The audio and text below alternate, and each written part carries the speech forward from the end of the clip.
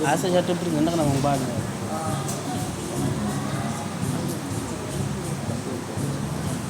Good afternoon.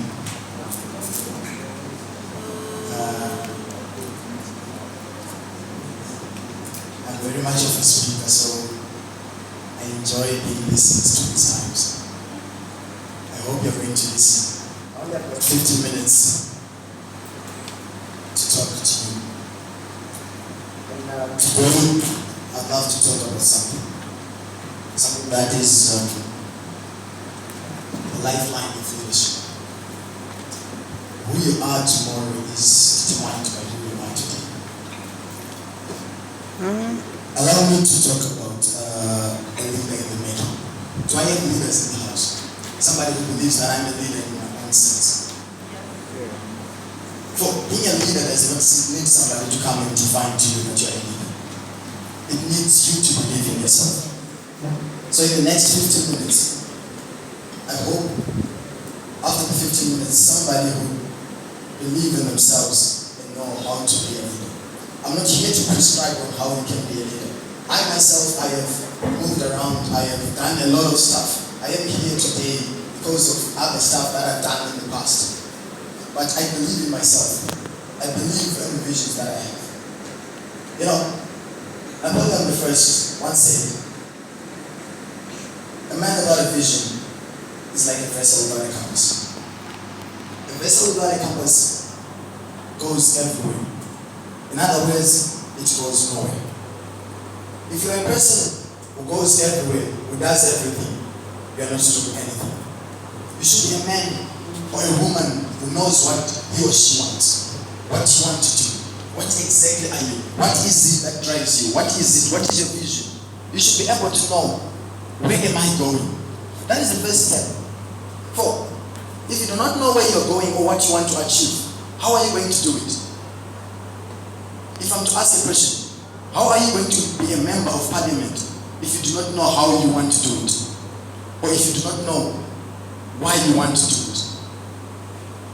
Some of you went to university, you were given programs, you were told what to do by the university, even though you didn't want. But that doesn't deter you to doing the things that you want. That does not deter you from doing your vision, working towards it. You see, I always talk to people about my vision 2050. Unfortunately, I'm not going to tell it to you. But my vision 2050 is being worked on today. Where do you see yourself in the next 5 years? Ask yourself that question. Where do you see yourself in the next 2 years? Who are you in the next 10 years? That determines what you do today and why you do it. You see, in the 21st century, there has been a challenge where we have raised youths. When the older generation has raised youths. You see, us the youths, whom they just raised and they never told anything. They just took you that you're youths. All you care about is hip hop. All you care about is going clubbing, having fun, living your life in the moment. So they don't care about engaging you in anything or in anything they do, because they just think that the only thing that they prescribe to you is how to have fun, how to live a life that they didn't live. If you go to most parents or most adults, they'll tell you that when we're growing up, we went to school barefooted. We walked 15 kilometers. So their goal is to make you not to live that life. So they'll do everything in their power to make sure that you don't live that life. And you find yourself living a better life, the life that you drive to school, the life that you get as much as you want whenever you want. So they don't care about engaging you, because what they think of is making your life a success. But they do not see that there is a future that needs you to make that life a success for other people and for yourself. So you do not have to be engaged by the adults or by the community or by even the nation before you can engage in yourself. The first point is you have to engage yourself. You see, you don't have to live for somebody else. The first thing that you have to do, give yourself permission. Give yourself permission to do anything. Why do you restrict yourself? Because if you do not have the permission from yourself, whom do you expect to give you permission? I have my mentor. My mentor, he always say, I'm not fit to, he's a reverend. I'm not fit to preach at bigger occasions because I don't have the staff. That's what he says. And then I'll ask him, you don't have the stuff. Who told you you don't have the stuff? Then he says, I told myself that I don't have the stuff for greater occasions. I need somebody to tell me. I need confirmation. I was like, if somebody is to come and confirm to you, would you do it? Then he said, yes. Then I said, okay, fine. I'm confirming it. You have the stuff. Go out there. But he still didn't go. The only reason is because he did not give himself permission. You see, the moment you give yourself permission to do anything, you do it. Let me talk to ladies. How many boys have asked you out? How many have you said yes to? Before you say yes, you told yourself that I am going to say yes. You gave yourself permission to date that person before you gave them permission to date you. So, if you want to be engaged, if we want youth engagement to be a success, we have to give ourselves permission first. If you give yourself permission first to go out there, live the world, live the mindset that everyone has got. Live your dream. Live your vision. The moment you give yourself permission to do that, you can even be given permission by other people to do all the other things that you aim, and all the other things that will make this nation a great nation, that will make Zimbabwe great again. Is it? Do not live another person's life. I told you I love talking. I am gifted. I can talk. Yes, I know. I confirmed it myself. I know I can talk. And I don't try to imitate somebody else. Allow me to use an example of Satan, my friend. He's an administrator. He's like an oil at some point. I don't try to imitate him. I'm not him. You are not me. I'm not you. So don't try to be me. And don't ever make the mistake of competing with me in things that I can do best. You tell yourself a failure, my dear, all because that's not your field. Live your life. Do the things that you want yourself, that you know you can do. If you know that you can be a chairperson of an organization, be the chairperson. Don't be the secretary. You'll be dismal in that and you'll be a failure. And never compete with anyone. Life is not about competition. I love somebody who said, you can never turn the light off of a candle by lighting another candle. You'd always find that the moment you light another candle, you increase the light. You do not reduce the light. So, if you're trying to compete with another person, that means you are trying to reduce the light instead of increasing the light. Hello? You see? So, the one thing that has caused many people to fail in life is because they are trying to be other people. They're living somebody else's dream. I remember somebody once said, after failing to go to university, and somebody went to university, he went to him and said, wow, congratulations, you're living my dream. It's because when he went to university, he just took up the program that he was told by his fellow companions that I would love to be a political scientist. I told myself I would study politics and public management at Midlands State University before I even went there, because that was what I wanted. And when I'm in class, I'm enjoying. When I'm doing politics, when I'm talking politics, I'm enjoying it because that's what I want. That is me. Don't try to be me. The moment you try to be me, you will never assume me. So you are a failure. You see? So, the moment you have lived your life, that is when you'll be able to realize your talent. Everyone has got a talent. Everyone has got something that they can do best. I told you, I talk. That's me. And I always make sure I use my talent to the benefit of my vision. I always make sure I use my gifts to the benefit of my vision. So, if you know that you are a person whom when they speak, really, people would listen to you, why not use it? If you know you're a person who is much of a facilitator, who always convinces people, why not use it towards your vision? You see, in many organizations, we have some organizations, for example, some churches, they still use the concept of pledging, donations, and everything. So somebody would stand in front and say, excuse me guys, we've got a function that is coming up next week, and in this function we're going to need 2 kg rice, we're going to need 10 kg quinoa, who can give us that? If somebody stands and says that, those same words, those same lines, nothing comes out of it.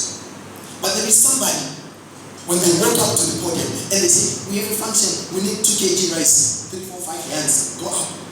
All they need to do, pledge towards that. It's because that person has appealed. It's the gift that that person has. So in every gift that you have, identify it first. The moment you identify it, use it to the benefit of the vision. Use it to make sure you get to where you want to be. You can never be where you want to be before you understand who you are and what you can do. For what you can do can make you do those that you can't do. So, the moment you understand what you want, and the moment you understand your talent, you have then to understand that in every leadership, in being a leader, there is one important goal. To me, myself and I, this is my first priority in any leadership position that I have. Service delivery. The moment you are a leader and you put service delivery in front, everything else goes into place. Zimbabweans are crying foul today. The reason why people are crying is because they don't have jobs. The economy is bad. That. And you tell me, what is the cause? Everyone would first say, corruption. Why is corrupt? The government. What is the government? The leaders, the politicians. That is the response of everyone. You see, it's because there was a gap in service delivery, where those in front could not deliver to the plate of those at the back. So as a leader in every sense, in every part of your life, consider service delivery. What do I mean when I say service delivery? Make sure you deliver the goals and objectives of why you are where you are today. If somebody sent you to this summit, like if you are here representing somebody, there is a mission and a vision behind that representation. So when you are here, fulfill that. Deliver what you are expected to deliver. Somebody talked of young siblings, relatives back home, saying my sister or my brother went for a summit and they're in peoples, they're enjoying, they're learning. Deliver the expectations. As a leader and every leader, you should be able to deliver. The moment you deliver, you won't have any challenges. You always find that everyone whom you are leading will always rally behind you. You see, your vision can never come true if you do not have somebody who is behind you. If the president, Mr. Maradze, had just took his vision, registered clubs, and did all the procedures, and went back home and sat, you wouldn't be here today. He would be in his room, I'm sure, looking at the pictures to the wall or onto the mirror without a shirt and telling himself that I have a club. But his vision would not yet be. The moment you have people behind you, the moment you have people behind you, your vision is now in motion. It's like a combi. If you go to any rank, the combi will never leave a rank without people. No conductor or driver would say, let's go without people in a rank. They've paid $5 to be in a rank for the day. So they will have the combi or the bus filled with people, then move. Same is your vision. You need people in it so that it can move forward. Now that your vision is moving forward and you have delivered service delivery, you should be a servant of your vision. You see, being a servant of your vision is working towards it tirelessly. Somebody was talking of someone who doesn't sleep or sleeps late at night. And when we were going for lunch, someone was saying, you see, you don't even have $1 in your pocket. But Donald Trump with billions will tell you that he sleeps for only 5 hours. But you don't have $1 in your pocket to sleep for 8 hours. So what exactly are you doing? Be a servant of your vision. If you don't work towards that vision, who will? Ask yourself that. If I don't work for me to be where I want to be, who will? The moment you work for it, everything starts falling into place. You know, this today have had a challenge. Am I still talking to someone? Yes. Youth today have a challenge. It's not a challenge of weakness, rather. We'd love to reap before we sow. We really love to reap before we sow. Or even to reap just after we saw it. How many of you have invested in a business, waited for 2 years to start using the profits? 2 years, only 2, not 5. When everyone starts something, they now want to do. When somebody starts an organization, everyone here can start an organization. Everyone here can be a founder of an organization. But how many will say, after founding the organization, the first year it makes profit of 10,000, the next year 10,000? How many will wait for 5 years for them to buy a personal car from the funds of their vision? That's the weakness that we have. The moment we seed, the moment we plant something, we want to get the fruits. You can never get a mango from a mango plant. You have to nurture your vision. Make sure it's now matured. Make sure it's now successful. It's at a point where you say, really, there is a tree with mangoes in it. Then you can get something from it. We have failed mostly because we wanted to get things out of something that does not produce the level that we want. Most businesses are laid waste today because people, the next day, after they invested, they wanted to reap the profits, they wanted to buy themselves new clothes. Whenever, even during business, some would say, no, I can't go to sales with my t-shirts wearing this, so I have to buy something new, I have to move on. You see, the moment you eat something that is immature, you are eating its life away. Your vision, if you start treating it as if it's a $10,000 vision, when it's still at $100, you are eating its life away. You'll be faced with a situation where you tell yourself that I used to have this, I used to have that vision, I used to have that. I believe in human nature.